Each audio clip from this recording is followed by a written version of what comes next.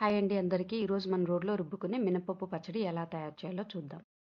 ముందుగా వాటి కోసం మినపప్పు, నూనె, ఉప్పు, ధనియాలు, ఎండుమిర్చి, టమాటాలు, ఎర్రగడ్డ, తెల్లగడ్డలు, జీలకర్ర, కరివేపాకు, నిమ్మకాయ సైజ్ అంతా చింతపండుని ముందుగానే నీళ్ళలో నానబెట్టుకోవాలి. తర్వాత ప్యాన్ పెట్టుకొని 3 టేబుల్ స్పూన్ ఆఫ్ ఆయిల్ వేసుకోవాలి.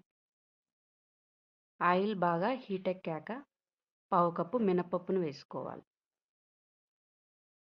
మినపప్పును వేసుకొని లో ఫ్లేమ్లోనే 2 మినిట్స్ వరకు మినపప్పును వేపుకోవాలి.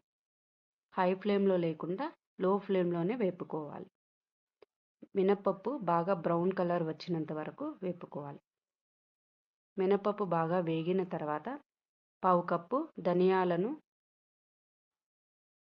కొద్దిగా జీలకర్రను కూడా యాడ్ చేసుకొని వీటిని కూడా దోరగా వేపుకోవాలి. ఇవన్నీ లో ఫ్లేమ్లోనే వేపుకోవాలి. హై ఫ్లేమ్ పెడితే మాడిపోతాయండి. ఇవి బాగా వేపుకున్న తర్వాత ఒక ప్లేట్లోకి తీసుకొని పక్కన పెట్టుకోవాలి. ఆ తర్వాత 8 నుంచి 10 ఎండుమిర్చిని యాడ్ చేసుకోవాలి. కొద్దిగా కరివేపాకు కూడా వేసుకొని ఇవి కూడా ఫ్రై చేసుకోవాలి. అవి ఫ్రై అయిన తర్వాత 2 టమాటా ముక్కల్ని వేసి మగ్గనివ్వాలి. టమాటాలు బాగా మగ్గినంత వరకు వేపుకొని వీటిని కూడా పక్కన పెట్టుకోవాలి. ఇప్పుడు వీటినన్నిటినీ మనము రోట్లో రుబ్బుకుందాం. ముందుగా ఎండుమిర్చిని వేసి రుబ్బుకోవాలి. ఎండుమిర్చి పౌడర్గా వచ్చినంత వరకు రుబ్బుకోవాలి. ఇలా పౌడర్గా వచ్చిన తర్వాత మనము ముందుగా వేయించుకున్న ధనియాలు, జీలకర్ర, మినపప్పును వేసి రుబ్బుకోవాలి.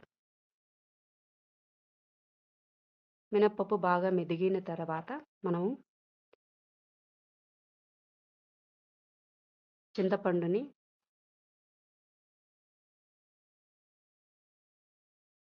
వెల్లుల్లి రెవ్వలు, కొద్దిగా కల్లుప్పు వేసి బాగా రుబ్బుకోవాలి. మధ్య మధ్యలో కొద్దిగా వాటర్ కూడా యాడ్ చేసుకొని బాగా మెత్తటి పేస్ట్ లాగా రుబ్బుకోవాలి.